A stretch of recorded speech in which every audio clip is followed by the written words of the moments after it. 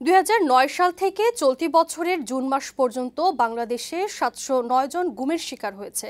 মানবাধিকার সংগঠন অধিকারের তথ্য অনুযায়ী গুম হওয়া ব্যক্তিদের মধ্যে এখনো 155 জনের কোনো খোঁজ জানে না পরিবার। তাদের পথ চেয়ে আজও অপেক্ষার প্রহর গুনছে স্বজনেরা। আন্তর্জাতিক গুম প্রতিরোধ দিবস উপলক্ষে মায়ের ডাক সংগঠনের উদ্যোগে কেন্দ্রীয় শহীদ মিনার প্রাঙ্গণে আয়োজিত মানববন্ধনে গুমের সাথে জড়িতদের বিচারের আওতায় আনা এবং নিখোঁজ স্বজনদের ফিরে দেওয়ার দাবি জানায় পরিবারগুলো। আরো জানাচ্ছেন রাকিব হোসেন।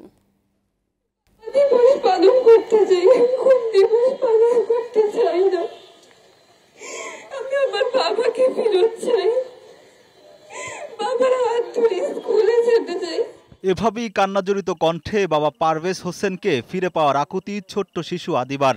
কবে ফিরবে বাবা জানে না সে, শুধু জানে বিএনপি রাজনীতি করায় 2013 সালে হারাতে হয়েছে প্রিয় বাবাকে।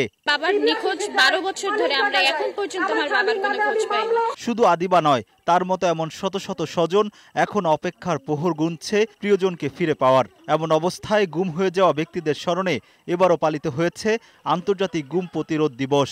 শুক্রবার মায়ের ডাক সংগঠনের উদ্যোগে কেন্দ্রীয় শহীদ মিনার প্রাঙ্গণে জড়ো হয় স্বজন হারানো এমন বহু পরিবার।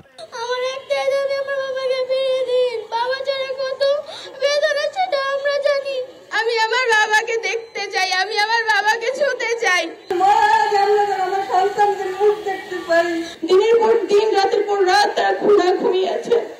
আপনি প্লিজ আমাদের দিকে তাকান। মানববন্ধনে গুম হওয়া ব্যক্তিদের খুঁজে বের করে পরিবারের কাছে ফিরিয়ে দেওয়ার দাবি জানান ভুক্তভোগীরা।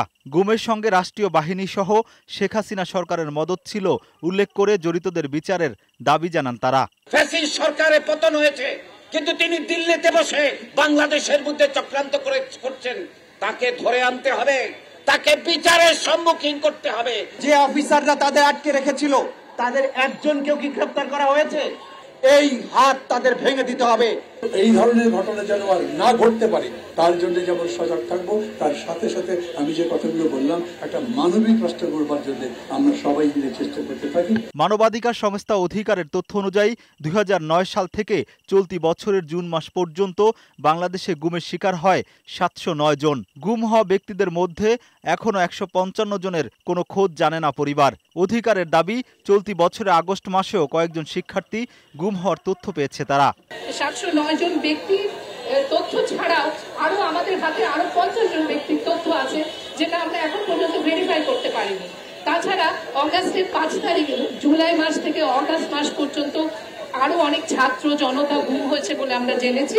মানবাধিকার কর্মীদের ধারণা, র্যাব, পুলিশ ও বিভিন্ন বাহিনীর গোয়েন্দা সংস্থার আয়নাঘরের মতো সেলগুলোতে গুমের শিকার ব্যক্তিরা থাকতে পারে। সেখান থেকে তাদের ফিরিয়ে আনতে সরকারের প্রতি আহ্বান জানিয়েছেন মানবাধিকার কর্মীরা।